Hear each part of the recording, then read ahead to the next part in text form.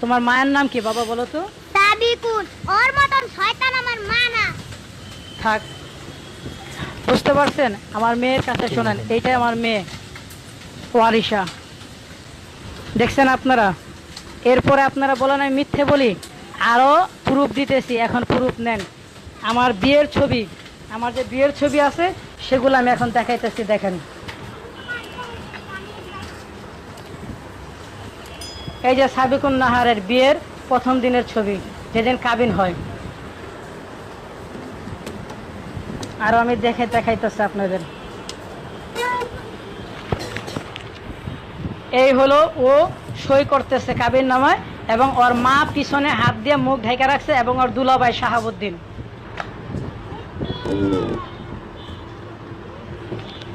এই যে সাবিকুন নাহার লাল শাড়ি পরা, আর আমার ভাগ্নির সাথে, আমার ভাগ্নির নাম অনু, এই উপর আমার বাবার ছবি। ঠিক আছে, যাও বাবা।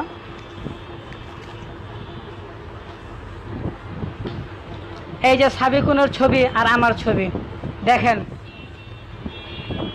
এই যে আমি আর সাবিকুন, যে এখন আদনান তাহার স্ত্রী, যে আদনান তাহার স্ত্রী এখন, কিন্তু সে আদনান তার হইল তৃতীয় স্বামী।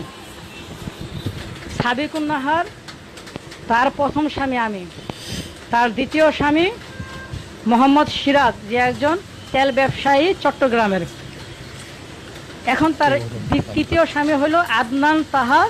আমি তো তার সম্বন্ধে আদনান তাহা তার সম্বন্ধে কিছু বলতে চাই না, জানিও না তার সম্বন্ধে, বলারও প্রয়োজন নেই।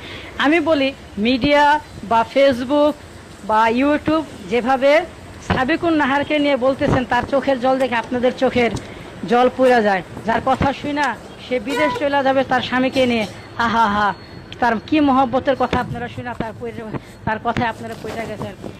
ওই যে বলের একটা কথা আছে, মাগুর মাছের অশ্রু, ঠিক আছে? তা ওর অশ্রুর ভিতরে যাবেন না। আমি খারাপ, একটি স্বামী, প্রথম স্বামী খারাপ, দ্বিতীয় স্বামী খারাপ, তৃতীয় স্বামী এখন ভালো, কারণ তার টাকা পয়সা আমাদের চাইতে অনেক।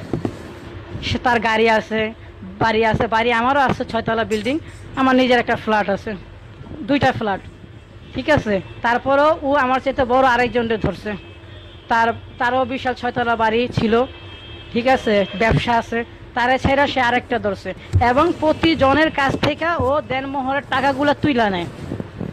কিছুদিন আমার সাথে তো 7 বছরের সংসার, ওর পৌনে 7 বছর বা 7 বছর সংসার। এই 7 বছরের সংসারে ও যদি আমাকে ছেড়ে আমার